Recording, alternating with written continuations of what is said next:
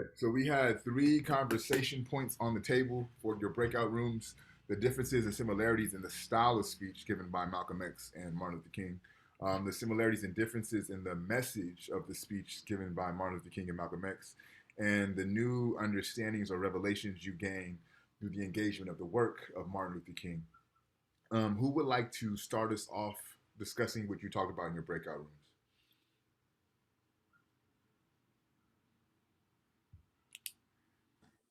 I can start us off. Okay. Um, well, we basically discussed just the different styles of speaking and the different things that they actually wanted to tell the people. Martin Luther King, we thought he was more inclusive in terms of the culture and society and becoming more a part of what was there. And for Malcolm X, we discussed that he wanted to separate from what was because it wasn't beneficial for Black people. It wasn't something that was going to benefit us as much as it was benefiting other people. So that's basically what was the center of what we discussed. Thank you, Tanai. Who else wants to share what was discussed in your breakout room?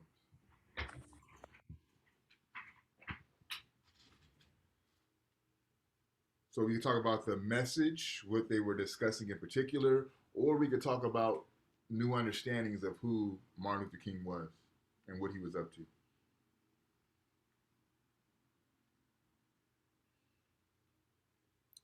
Kyle, what did you guys discuss in your group?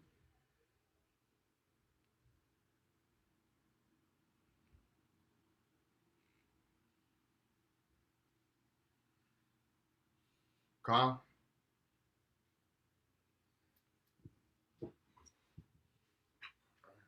Aldo, how about you? What did you guys discuss in your breakout groups? For question two, right? Either one, whichever one you want.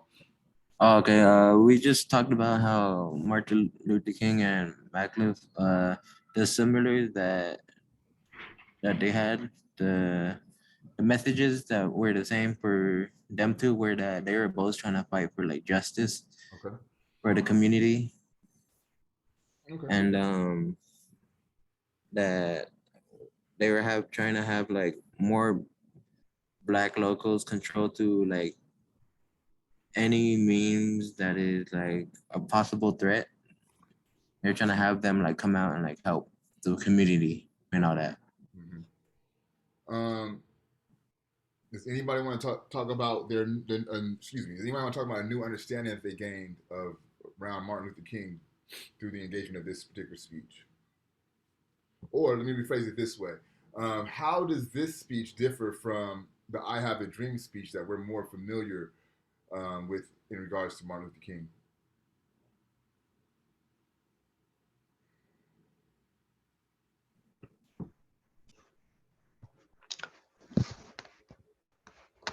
Professor, Yeah.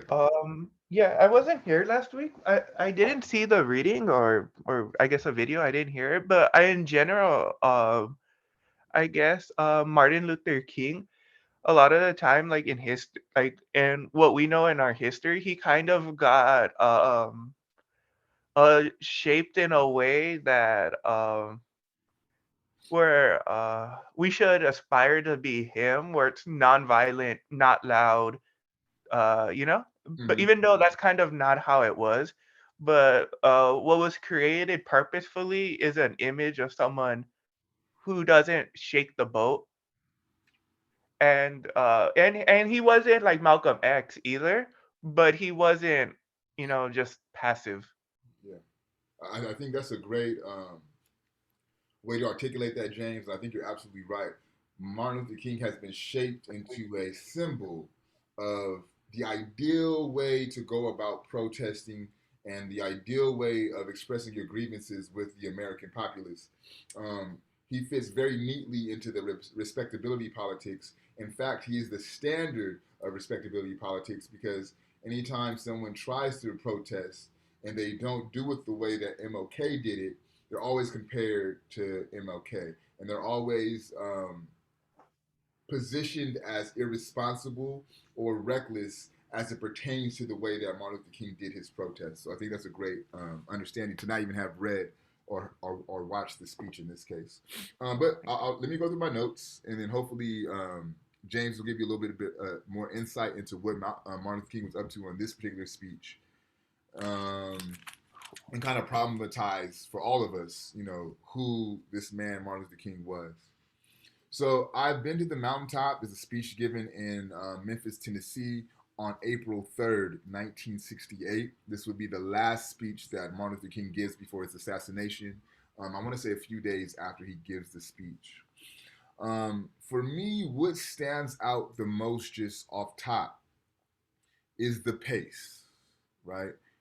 Martin Luther King is speaking almost painstakingly slow, right? There's a lot of dead space in the speech. He uses the extended pause as a means of persuasion, right? Keeping in mind who his audience is. Again, he's giving this speech in Memphis, Tennessee. He himself is a preacher, so he's very much within the pulpit in his style of delivery. I think the pace of the speech is very much situated in the location that he's in the sense of being in the South, right? In the South, things happen a little, not even a little slower, a lot slower. So I don't know how receptible the audience would be to him speaking in a very fast pace, right? So that's one of the things that stood out to me. Now, when you talk about the similarities in the message between Malcolm and Martin, unity amongst the enslaved, unity amongst the oppressed, unity amongst the colonized is a common theme in both speeches, right? He even uses the metaphor of Pharaoh and the people of Egypt, and he says that when Pharaoh wants to keep those who he has enslaved divided, when Pharaoh wants to remain in power, he keeps those who he has enslaved divided, right? And Martin Luther King responds that once the enslaved unite, they'll be able to forever eliminate the system of enslavement, right? So he's calling for a unity amongst all oppressed people. Also, which you see which is similar to the evolution of Malcolm X, Martin Luther King shifts from a civil rights focus to a human rights focus, advocating for human rights issues faced by all people of color throughout the world, and calling for the human rights revolution, right? So not only is it the evolution in thought, it's a much more radical conversation that you're hearing from Martin Luther King than what you may be accustomed to, using terms like revolution, right? Also, what I think that this version of Martin Luther King is doing that the old version did not do so much, and not even Malcolm X himself did so much. He's very explicit about his class analysis, right? So he's organizing for workers' rights for the sanitation workers of Tennessee, right? And within his organizing for the workers' rights for the sanitation workers, he's also critiquing the United States. He's offering an ethical critique. He's calling for them to be about what they say they're about. So all the lofty things that you write about in your Constitution, they should be able to be experienced by all members of society, not just a specified segment, right? The ideas of life, liberty, and the pursuit of happiness should be applicable to all, not just a specified segment of the community, right? Now, another place where he bifurcates or he separates or he's different from the message of Malcolm X. Malcolm X was very clear about the distinctions of politics and religion, keeping those two arenas apart. In fact, he was so much about that, he created two separate organizations, one for politics and one for religion. The one for religion being Muslim Mosque Incorporated, the one for politics being the Organization of Afro-American Unity. For Martin Luther King, he doesn't feel that way. He believes in the intersection of religion and politics, himself being a minister. He mentions how he's on all the preachers who are on the stage with him who are actively involved in the human rights struggle. And he says this is the work that the clergy should do. They should be engaged in the human rights struggle.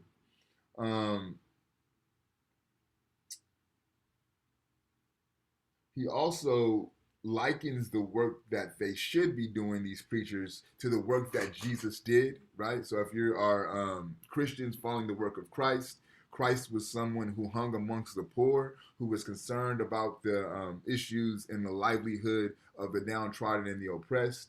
And Martin Luther King feels it's the work that the preacher should do also, which is why he's focused on the poor people's movement. He's focused on problems of the poor. And in doing so, and through his focus on the poor and the poor people's movement, he's critiquing these self-serving preachers who put their needs before the needs of the people, before the needs of their congregation, right? And he says that again, the focus for preachers should be the people and not themselves. Another thing that's similar to Malcolm X in message is they both have a keen understanding of the economic power base within the black community, right? Martin Luther King says at that time, the black dollar would accumulate to around $30 billion, which is, he said, the ninth highest income in all the world. So there were only 8 other countries that produced more income globally than black folks at the time, right? And for Martin Luther King, he says we could take that $30 billion and withhold it from the United States in terms of boycotting companies like Coca-Cola, etc., right? Whereas Malcolm X looks at it a little differently, and he wants to take that $30 billion and establish a power base and establish places where black folks could live and be at peace and be amongst their own, right? Um, and lastly, for me, I sensed an urgency in King's message, right? I may not get there with you, right? Longevity has its rewards, but it's not time for that now. So he's very aware and attentive to the fact that he won't be here much longer. I don't know if he knew it would be his last speech, but he talks and he sounds as if he does. And because of that, there's an urgency in his voice that he's very desperate that this message gets out and people are able to understand what he's trying to understand his thesis. So that is my notes. If there's no questions or concerns, we'll jump into our fishbowl. Everyone should have an idea of how many fishbowls they've done for the semester. You should have 2. Once you have 2, you're good. You're good for the rest of the semester. If you have 1, you have 1 more to go. And if you have not done any, you might want to jump in because we're getting close to the end. Does anyone want to volunteer for a fishbowl?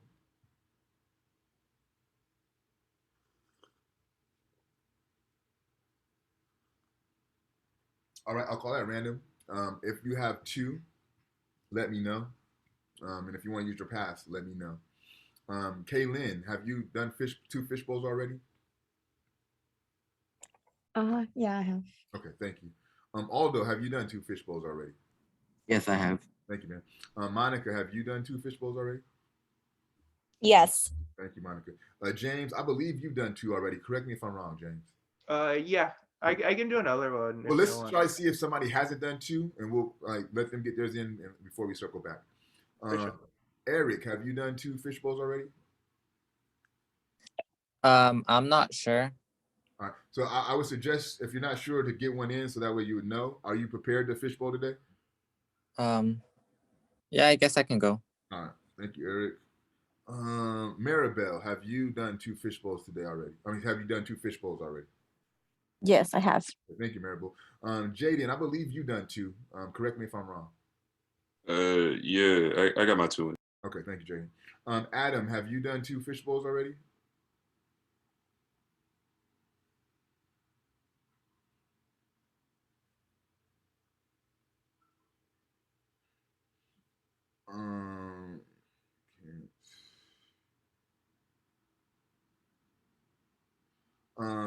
Adam, if you like, you could put what you were gonna say in the chat, and that could count for a fishbowl. Let me know what you think via chat. Tanaya, have you done 2 fish bowls already? Yes. Okay, cool. So right now it's just Eric, unless Adam wants to add in the chat, and then I can orate Adam's message. But Eric, it's on you, man. All right. So I wanted to talk about how what I noticed different about theirs, and specifically how they started their speech, how they entered in.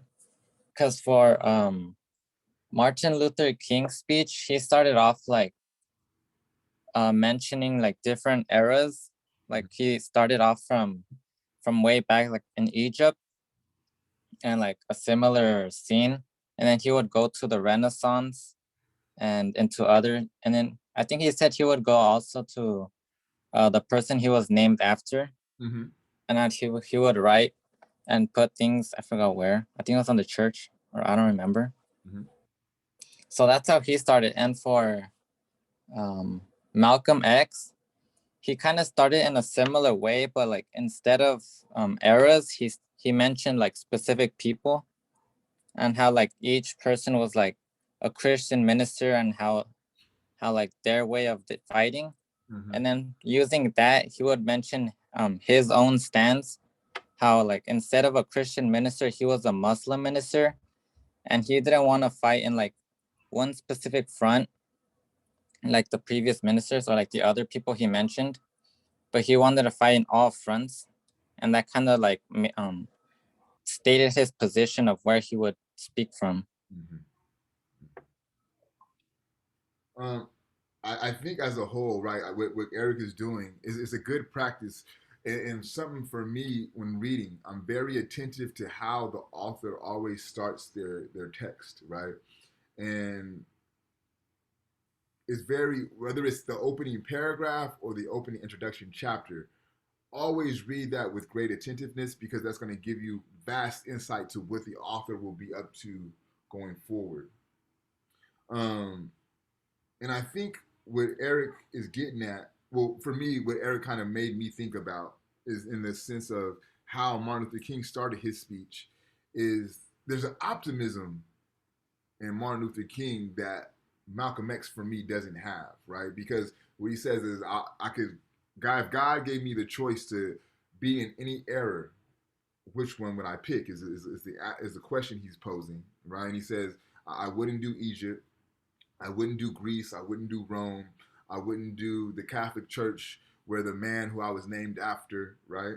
But where he chooses to situate himself is the latter part of the 20th century, because he believes in the latter part of the 20th century, America will have the race issue situated and figured out, right? So there's an optimism to Martin Luther King's speech, right?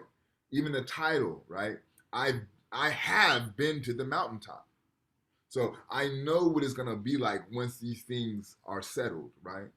Juxtaposed to the title of Malcolm's speech, which doesn't have that same optimism.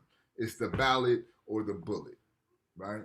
So if one does not accept the respectable means of politics, which is the ballot, one has to resort to the unrespected means, which is the bullet, right? And that's the difference between politics and revolution, right? So it's not as optimistic as what Martin Luther King is hoping for. Um,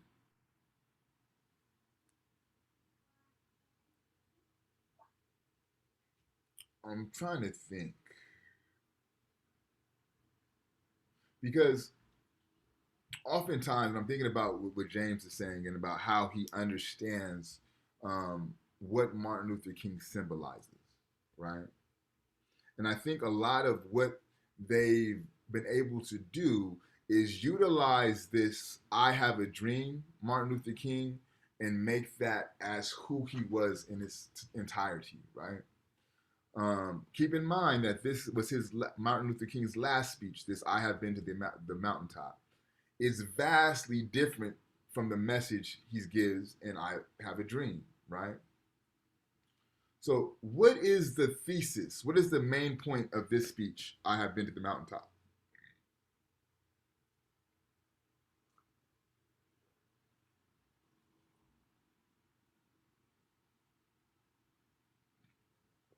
What is the main argument of Martin Luther King's speech? So, if you did your journal, you should write your first part of your entry should be about the thesis. So, what do you guys write in the first part of your journal?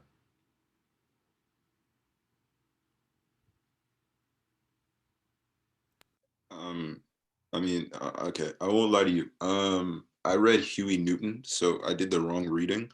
But looking at this, I mean, a lot of this kind of really echoes, at least in my opinion, it's more so like a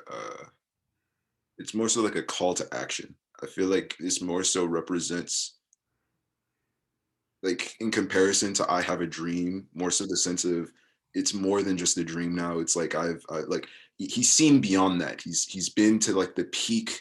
He's kind of almost graduated beyond just it being a Black issue and more so being like, or a civil rights issue, to it being like a human rights issue, to a point where he's kind of like, yo, like, we as America need to start living up to like its ideals. Like, this is beyond just what a black and white type thing. And I honestly think that's interesting because I'm noticing a trend where a lot of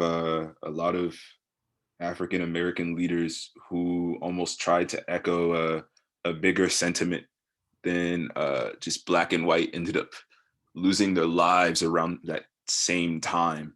I mean, this was his last speech, so yeah. You're picking up on something, Jaden.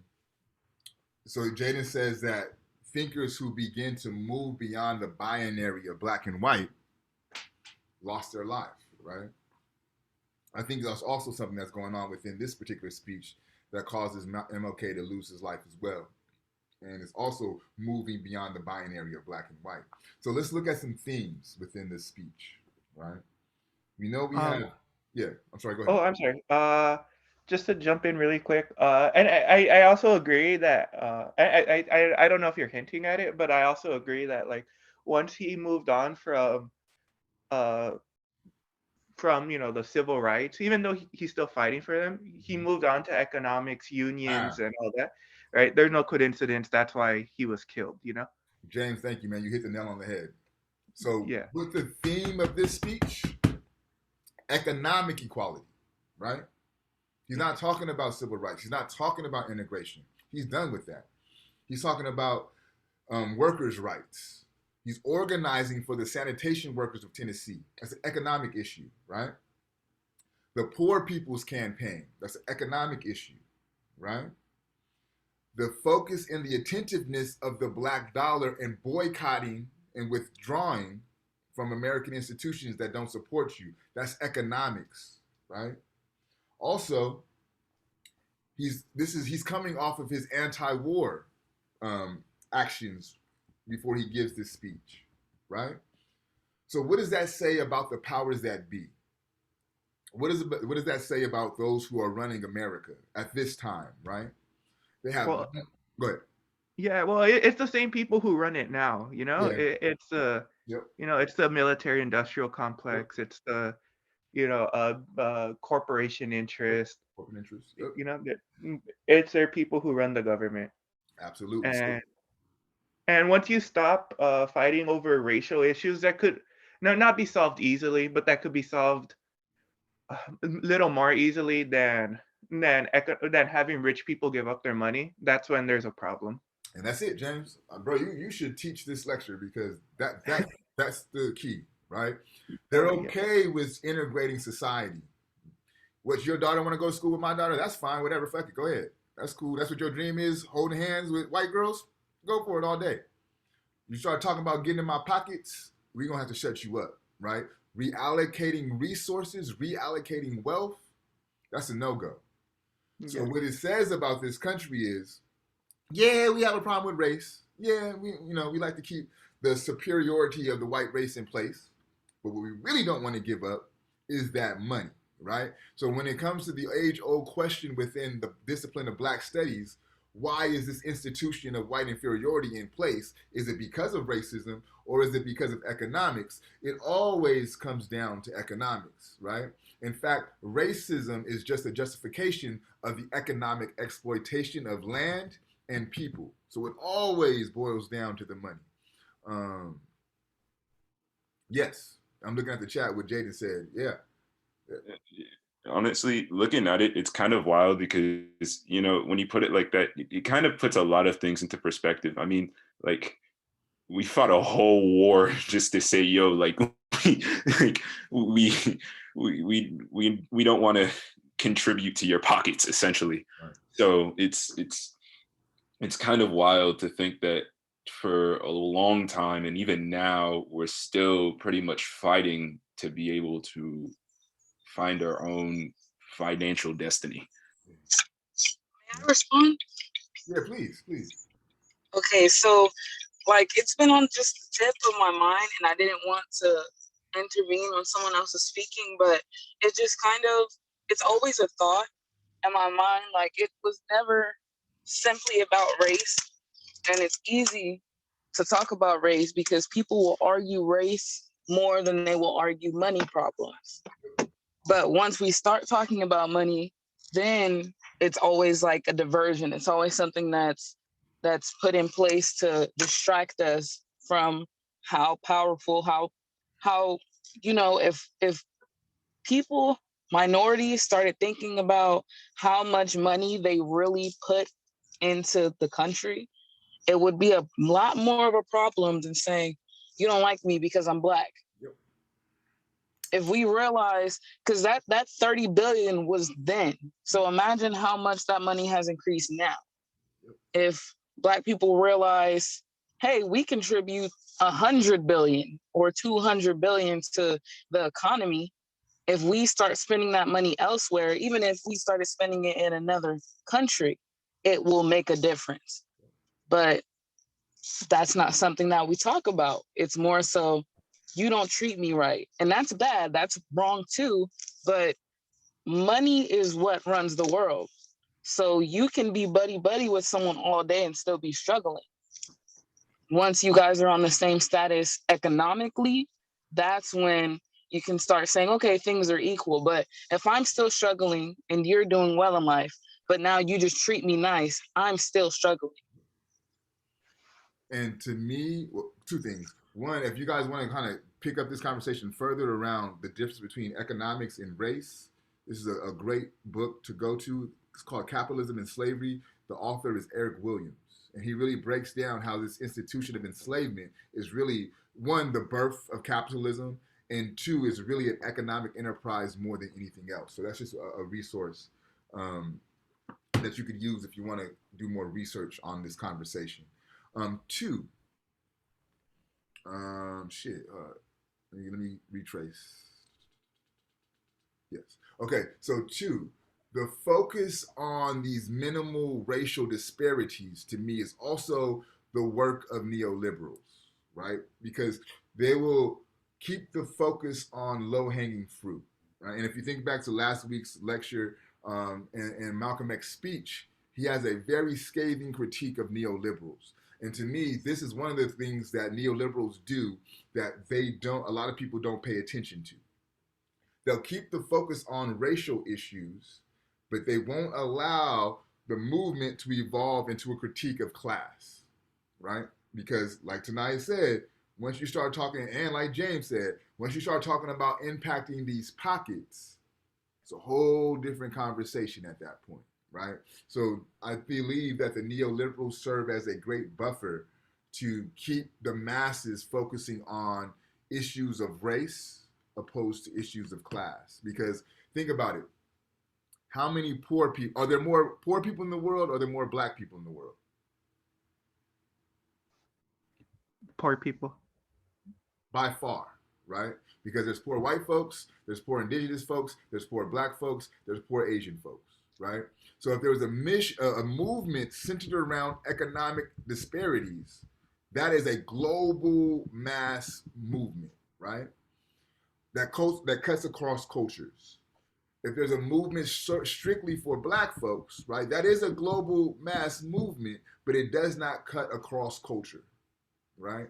And that's why the 1% movement of about 10 years ago was important because it focused on the class division more than the racial or any other type of division, right? Class becomes important. Can I jump in really quick? Yeah, and I agree with everything you said. And like this is kind of a recent example. It's like in the same realm, where you'll hear like neoliberals say, like 3 months ago, say like, oh, when we pulled out of Afghanistan, right? They'll be like, oh, the poor women in Afghanistan are gonna suffer under the Taliban, and it's true, they will. and it sucks. But the U.S. bombed way more women in 1 year than the Taliban will kill in 10 years, and it sucks. Either way it sucks. But there was one worse, Yeah, and not morally worse, I would say, but still worse. yeah, and then let's not forget, James, that on their intervention to save the women of Afghanistan, right? They're going to bring in these westernized ideals of what women should be, right? Yeah. And try to remove the hijab and remove the head covering that has religious and cultural significance because they feel that they're being oppressed, right? So, yeah, it's very incensing. Yeah, you're right, Jaden. Malcolm, he called this out way before they started doing the real dirty work. These neoliberals.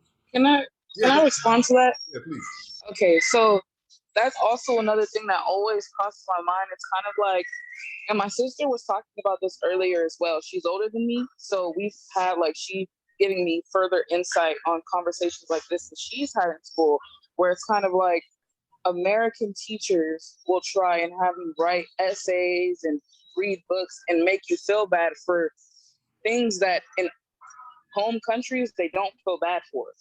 What another group is comfortable for, we think we need to fight for it. We need to go to the bat for it. We need to try and change what is their custom. But what we don't understand is maybe that is just their custom, and they are comfortable in the way that they are living. It's not, they're being restricted, they're being oppressed. Oppression, Americanized oppression, is they try and put it in the perspective of another country, but that's not realistic. Because if those people do not feel oppressed in that manner, who are you to say that they should feel oppressed? Yep. Especially when talking about women in the Middle East and their sexuality and their feminine, it's not taken away. Women from the Middle East who feel that things are being restricted from them will speak on it.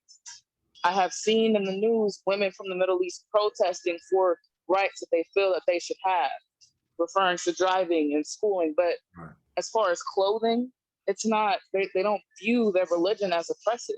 Yeah. So we as Americans need to get out of the mindset that everyone needs to be like us and have our standard of freedom applied to their land, when in all actuality, we are creating problems that don't exist and not even addressing our own.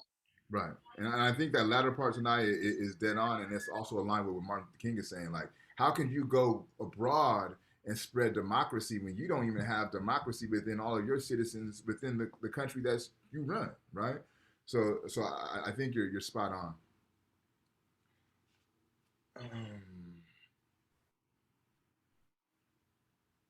Okay, we talked about that. So let's do this, and I think we kind of touched on this already, but I just want to make sure that I draw a clear line of understanding within this. We have Martin Luther King and we have Malcolm X. James articulated very well the symbolism that America has attached around Martin Luther King, the nonviolent, the appropriate way to go about protest, right? Then you have Malcolm X, who is largely viewed as not as violent, as radical, as irresponsible, right? But I ask y'all, has there ever been any historical record of Malcolm X himself or anyone tied to Malcolm X engaging in any actual violence? Are y'all familiar with any of that? Y'all heard of Malcolm X swinging on anybody, Malcolm X shooting anybody, stabbing anybody? I think they just brought out fear that they would. Like it's not that they did. It's more of a, hey, let's dress, a certain way and scare them, So, and also within that, right, James, it's rhetorical. So anytime that Malcolm X did mention violence, it's always a mention, it's not an action, right? And I would even go as far as to say that he never mentioned violence. He only talks about self-defense, right? Yeah. So this is the violent Malcolm X who has never been really tied to any acts of violence. In fact, he left the Nation of Islam because he felt they weren't living up to what they could be doing to help support and protect the Black community. I don't know if I mentioned this before. I kind of get my classes confused because I'm teaching three of them. But within the Nation of Islam, they had what's called the FOI, the Fruit of Islam, right? The Fruit of Islam was the trained military faction of the Nation of Islam. So another thing about the Nation of Islam that makes them very popular are they're used oftentimes for black celebrities as bodyguards. So, for example, a few years ago when Beyonce did her halftime performance, and it was like a nod to the Black Panthers, a lot of police unions that serve as security guards pulled away from Beyonce, and I believe she had a concert that next week in Florida that they refused to secure her. So when things like this happen, historically, the Nation of Islam will come in and serve as that bodyguard force, right? So for Beyonce to Tupac had the Nation as security guards. Ice Cube had the Nation as security guards at one point. So this is something that they do, right? And when those three girls in Mississippi got bombed in a church bombing, Malcolm X wanted to send the Nation of Islam, the Fruit of Islam specifically, down to Mississippi to support, protect, and defend the people. And Elijah Muhammad would not allow him to do that. So that was another more of the frustration that Malcolm had within the nation that caused him to leave the nation, right? So I bring this up to show you that even if you wanted to be violent, the institution that he was a part of would not allow for it, right? So this is Malcolm, the violent Malcolm, and the Black Power movement, right? The Black nationalist movement, the Black Muslims. Let's go to the flip side and deal with the nonviolent Dr. King, civil rights movement, right? Who is familiar, who even heard of the Deacons of Defense? The Deacons of Defense. All right, so the Deacons of Defense were loosely tied, and I say very loosely tied to the civil rights movement. In Lowndes County, Alabama, the civil rights movement, SNCC in particular, were organizing the people around voter rights and establishing freedom schools, right? So these free schools that would be operating around Lowndes County that would teach the students around yes, Jaden. Yep, that's it. So they're teaching students around Black history. They're teaching them about Malcolm X. They're teaching them about politics. They're teaching them how to vote, right? Because they're going to set up their own political faction within Lowndes County, Mississippi. But as they're doing this, right, because Lowndes County at the time was one of the racist states or counties in the United States. Their sheriff was abhorrently racist. Their mayor was abhorrently racist, right? So at these freedom schools, they would allow the Ku Klux Klan to ride through and shoot up the schools, throw Molotov cocktails in the schools. The sheriff himself would ride around and shoot up the schools. So SNCC got the authorization from the civil rights movements to contact some brothers out of Louisiana who called themselves the Deacons for Defense. And what they did then is went to all the major cities in the United States and got the brothers together from those cities and brought them down to Lowndes County. And what happens is the next time the Ku Klux Klan would try to run up on these freedom schools, shootouts would engage, right? So these are the stories about the civil rights movement that we don't hear about. So again, we have the nonviolent Martin Luther King, right? Who is loosely tied to an organization within his movement that engaged in open warfare with the Ku Klux Klan. Shootouts, right? That's not nonviolent. But we don't hear about these stories as it pertains to the civil rights movement. Because one can argue with the stated facts that I just gave that they may not have survived that moment if it were not for armed resistance, right? Or armed self-defense, right? So I just bring these things up to echo James's point and to get us to be critical and careful around the symbols that they place around historical figures. Because, correct me if I'm wrong, what we read today about Martin Luther King in this speech, I Have Been to the Mountaintop, is vastly different from what we were taught about Martin Luther King in our K through 12 education, right? Why do you think that is?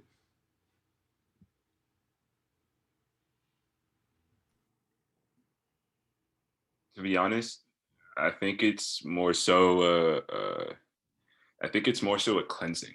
I think people, especially with time, like to distort facts and like to change a lot of what we learn, because a lot of the times, like, history in itself is important, but the if people can change history in a sense to younger people, like, and when I say change, I don't mean like misrepresent facts or, like kind of skew data. I'm talking about like full on, like, the Civil War was fought over states' rights, the Right. South did nothing wrong, that like Hitler was some kind of great guy. Like there's things like that. They exist. Yep. So when you look at the ways that people try to interpret and to justify and to romanticize history on its own, and I think that romanticization part, I don't even think that's a word, but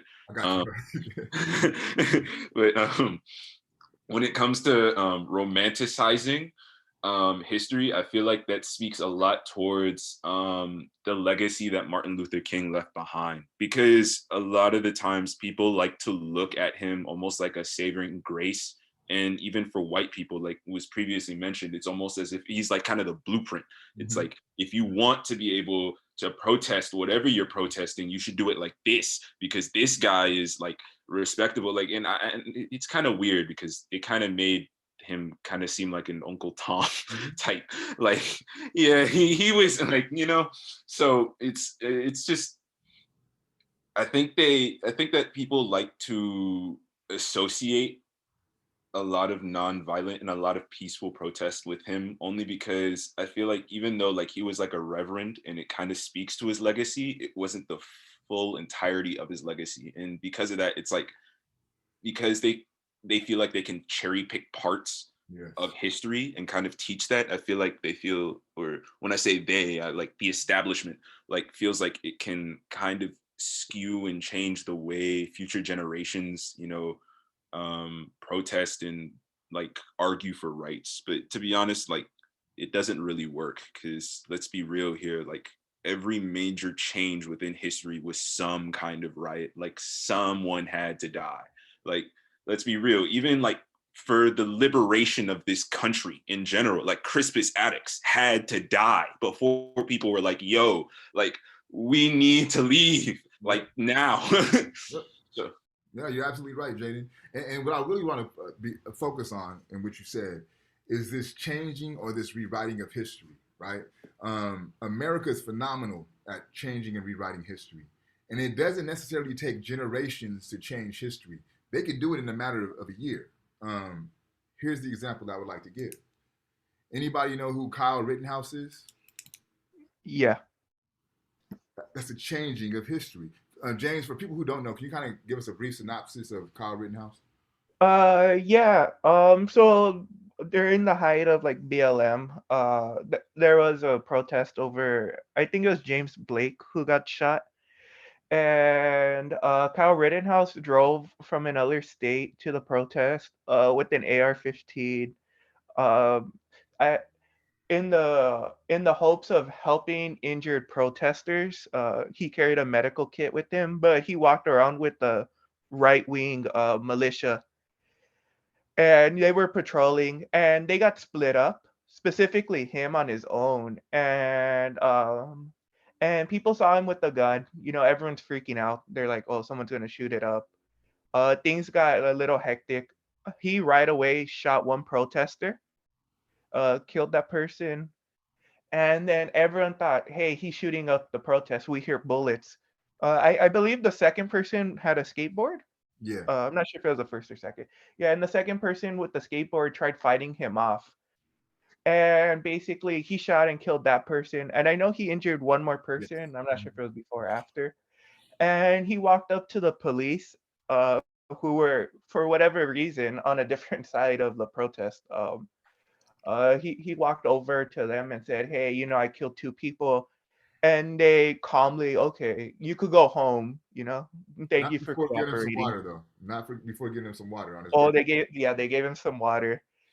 Treated him real nice. And they let him go home. And then I guess he was able to turn himself in the next day, and he was able to make bail real quick. And like apparently, and then right now is the whole court proceedings. Oh, and in between that, right after bail, he went to a bar, and hung out with Proud Boys, which are just like wannabe, like KKK members. And he threw up a white supremacist sign with the shirt saying "I'm free as fuck." So he was wearing a shirt, something similar to that. And basically now in court, it's a right wing judge, obviously, who's very compassionate towards Rittenhouse, who said you're not allowed to call the protesters he shot protesters. You can only call them arsonists, looters, No, well, you can't. whatever bad You terms. can't call them victims. You cannot Yeah, refer you can't to call the them people who victims. got murdered by Kyle Rittenhouse victims. Yeah. Yeah. And so you can already tell he specifically thinks he's innocent already. And then I think 2 days ago, he even said like on videos, you're not allowed to zoom in to see anything because it changes the optics of the picture. Something really stupid that like I don't know. I think he should get his license taken away, but whatever. But yeah, and then everyone in the media is like, oh, he's probably innocent now. Especially in the right wing, because they're too far gone already. Yeah. Go ahead, Jaden. Go ahead. One piece that I'd also like to add on, some new evidence came up about a week before. It was something that he posted. Apparently, he was at like a local CVS, and apparently, like he was inside a car and he was watching two friends, or not two friends. Well, he was inside the car with two friends, but he was watching someone, I think, like steal or like cause commotion at the CVS, and I guess someone was recording. And this was prior to the BLM like situation, but when that whole thing was going down with his friends in the car, at one point he says like, yo, I wish I had my AR-15. I would have like shot up a whole clip on this guy. And the judge refused to use it as substantial evidence from the I think the prosecution, because he was like, well, like it doesn't really speak to like his mindset. I think it got to a point where he yelled at the lawyer in court during the closing arguments because he was like, it's up for me to decide like whether that should be used as evidence, not you. So like to say that this like isn't rigged to some degree, I mean, for crying out loud, the guy's ringtone is like the Trump rally song. So Yeah. hey, like Yep. Tanaya?